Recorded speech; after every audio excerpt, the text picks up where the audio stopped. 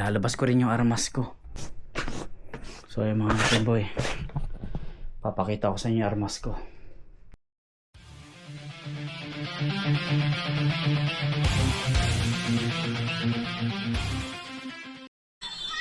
Grabe yung barilan sa Antipolo. Usong-uso talaga yung road rage ngayon. Grabe. Ay nako, mga balita mga kapinboy, puro barilan, puro away sa kalsada. Ay mga kapinboy, day off natin ngayon, Biyernes at Sabado. Ayos. Kaso hindi tayo nakapasyal, hindi tayo nakagala dahil nag-uulan sa labas. Maghapon mula umaga hanggang hapon. Hanggang ngayon, maambon-ambon. Yun, nakapahinga naman tayo ngayon, nakatulog ako. So siguro mga kulang-kulang 2 oras yung tulog natin, nakabawi tayo ng husto. Ay mga kapinboy, dito na tayo sa kwarto. At wala tayong pasyal ngayon dahil hindi maganda yung panahon. So mga kapinboy, lalabas ko rin yung armas ko. Armas eh na. Dito na nga pala ako nagsampay sa loob dahil hindi matutuyo sa labas eh. At hindi maganda ang panahon ngayon. Nag-uulan maghapon, so may tinatago akong armas dito mga kapinboy. Dali ito, ang dami kong sampay. Ayan. So may armas ako dito mga kapinboy, sana makuha. Ayun, medyo mabigat. Ayan mga kapinboy, ito yung tinatago kong armas. Ayan, ihihiga natin at ipapakita ako sa inyo kung anong klaseng armas meron ako.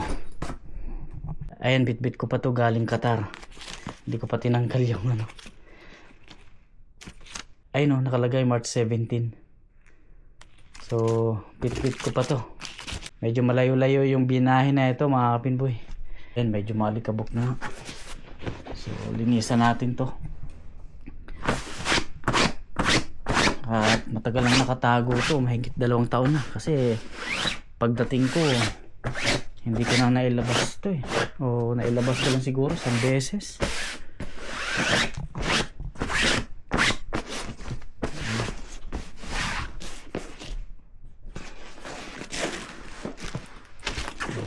Punas-punasan lang natin to. Para na naman kasi akong naiinggan yung gamitin to eh.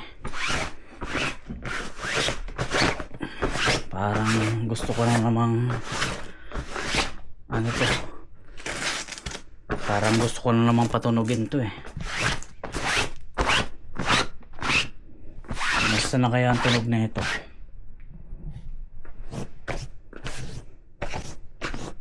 So yung mga kapinboy, papakita ko sa inyo armas ko.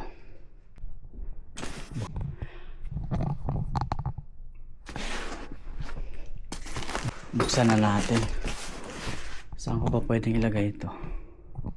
Dito na lang pa tayo. Ay, sandali. Kukunin ko pala yung ano. Nandun sa sasakyan yung ano ko. Tripod ko pala. Dito na lang sa lamesa.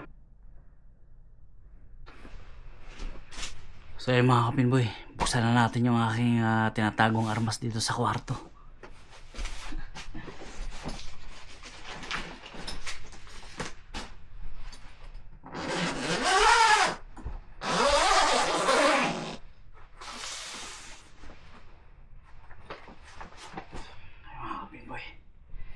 Kita nyo ba yan?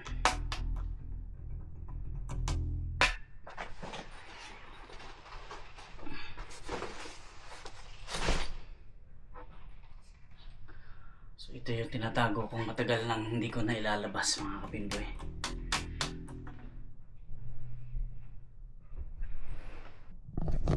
Ayan, ito na siya. Ayan o.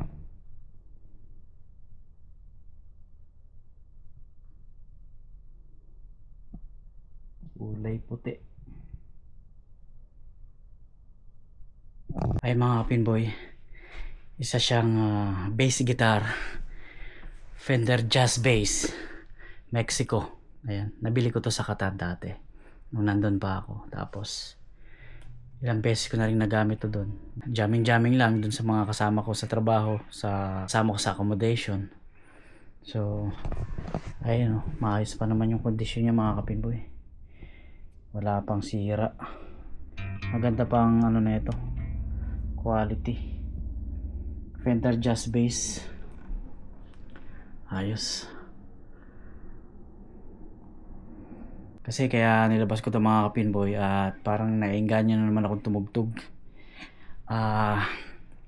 Ang tagal ko nang hindi humawak, siguro mga 2 taon, mahigit. Ni minsan hindi na ako sumipra, hindi ko na ginamit to. Talagang nung nakaraan nilabas ko to, mga ilang buwan na rin yung nakakalipas, nilinisan ko lang siya. Pero hindi ko siya ginamit na tumugtog o may siniprang kanta. So mga kapinboy, ngayon, parang gusto ko na naman gamitin to. Parang gusto kong tumugtog ulit. Parang naiengganyo na naman akong humawak ng gitara at tumugtog. Siyempre sa 2 taong hindi ako nagigitara, sigurado magsisimula ulit tayo sa basic niyan. Kaya yung mga musikero dito sa Auckland, New Zealand, yung pang beginners lang po ayan, buo na tayo ng banda. At meron akong bass guitar dito na pwedeng gamitin. Pero syempre mag-aaral uli ako mag-bass dahil wala, kalawang na, sobrang kalawang na. 2 taon akong hindi gumamit, hindi tumugtog. Kaya practice uli. Kaya yung mga musikero dito, ayan, baka pwedeng jamming tayo minsan, pero mag-aaral pa ako dahil talagang magsisimula ako sa umpisa. At wala pa akong buong kanta. Ayan ang sigurado, wala pa akong buong kanta ngayon dahil magsisimula akong sumipra at magsisimula tayong mag-aral uli. So wala pa nga akong bass amp may tingin-tingin ako sa marketplace. Baka sakaling may mura na pang kwarto lang, kahit mga mababang wattage lang. So may nakita ako 120 Marshall bass amp. Hindi ko pa alam kung saan yung location niya pero kung malapit-lapit dito baka kunin ko yon. Kasi gusto ko na rin talagang gamitin to at stock up na to ng matagal. Hindi ko na nakakalabit. So ayun mga kapinboy, Fender Jazz Bass, made in Mexico mga kapinboy. So ayos na ayos pa, all goods pa. Wala pa siyang gas-gas halos. Dahil iniingatan ko rin to mga kapinboy. Ayan made in Mexico. Ayan yung kanyang code. Pakita natin. Ayan serial number. Made in Mexico, kita ba? So ayun mga kapinboy, tara buo tayo ng banda. Pang beginners lang yung mga baguhan lang dyan pwede akong sumama. Talaga namang stock up na tayo, matigas na yung mga kamay, kakapukpuk tsaka kaka bowling kaka repair. Ayun mga kapinboy, so meron nga rin pala ako ditong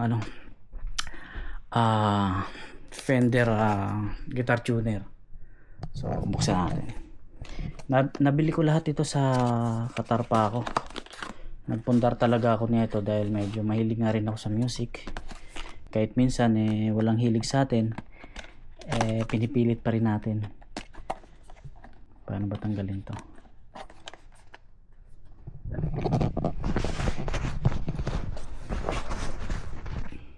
Tanggalin natin to. Yun ay mga kapinboy so ito yung guitar tuner ko, kailangan lang i-charge. So ayan, kiniklip lang yan dito pag nagtotono ng gitara. So ayos pa buo pa naman siya. Ayan, ayos pa. Fender din to. Tapos ano pa ba, meron tayo ditong guitar strap tsaka guitar cord, kable. Ayan, mga Fender din to. Nabili ko rin to dun sa lahat yan sa Qatar nung nandun pa ako. Ito strap. Ayan, Fender din. So bass amp na lang ang kulang para makatugtog tayo uli. So ay mga pinboy, sana makahanap tayo ng murang bass amp sa marketplace para kahit papano makapag-gitara ulit tayo. At naiengganyo na naman ako. Parang gusto ko na namang sumipra, mag-aral ng music, tumugtog. Nga pala, may ginawa rin akong YouTube channel, Gio Andrade. Ito. Yan mga mga bass cover naman yan. So, yan yung channel ko. Yan. Nagko-cover ako ng mga kanta. Yan, habang nagbe-bass. Yan, ikabit nga natin yung strap. Subukan ko lang.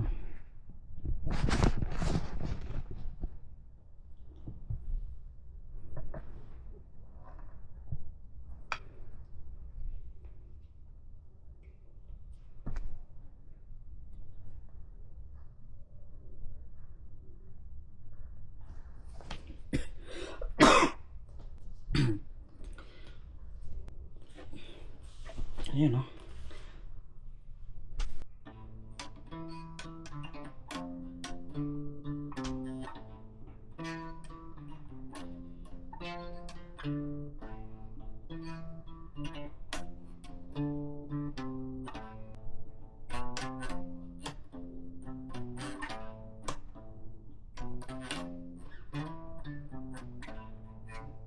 Ayun no, Red Hot Chili Peppers mga kapinboy.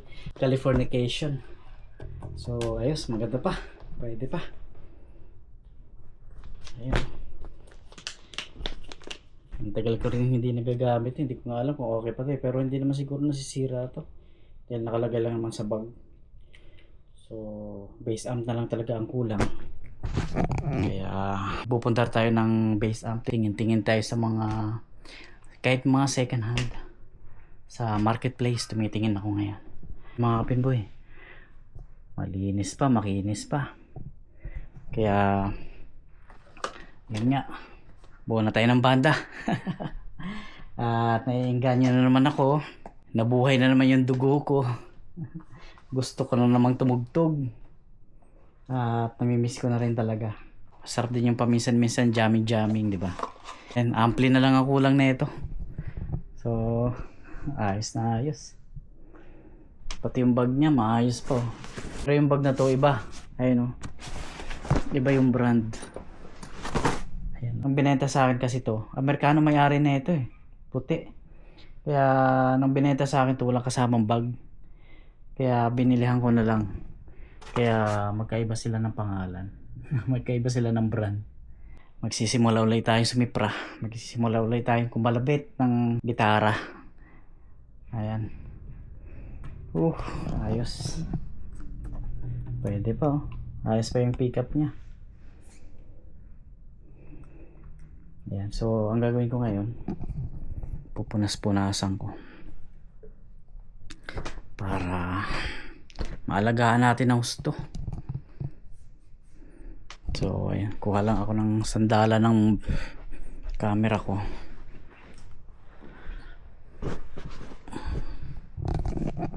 So, yan. Punas-punasan lang natin. Ito, okay naman to. Wala namang problema dito.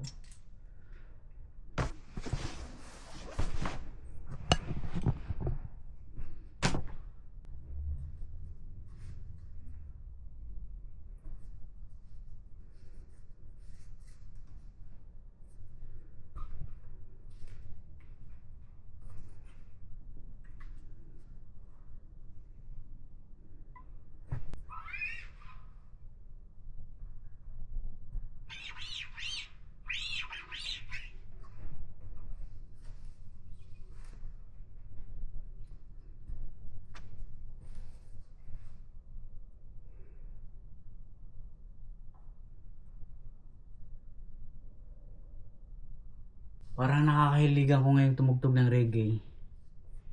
Dahil sa kapanood ko kay Elias. Yan yung bago kong ngayon eh. Idol. Si Elias. Reggae yung mga genre nila. Yung mga mahihilig sa music dyan. Dito sa Auckland. Buo na tayo ng banda. Pang beginner lang ha. Dahil hindi pa pwede. Hindi ko pa kaya. Magsisimula ako tsaka tigas na ng kamay. Kaya simula sa umpisa. Umpisa talaga. Wala pa akong buong kanta. Talagang magsisimula. Dahil stock up tayo ng mga ilang taon. nainganyo uli akong tumugtog, nainganyo uli akong humawak ng gitara. Kaya tara na, buo na tayo ng banda. Yung mga mahihilig dyan, yung mahihilig na yung mga musikero dyan.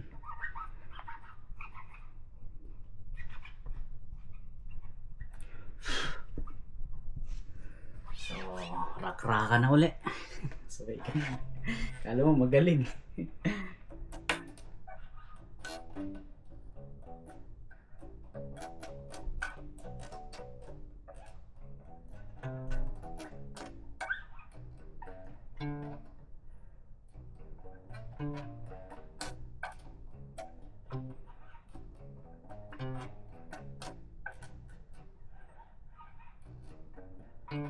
Wala na. Tigas na. Kailangan na uli ng practice tsaka galaw-galaw. Wala na, namumulikat na. Ang sakit sa kamay.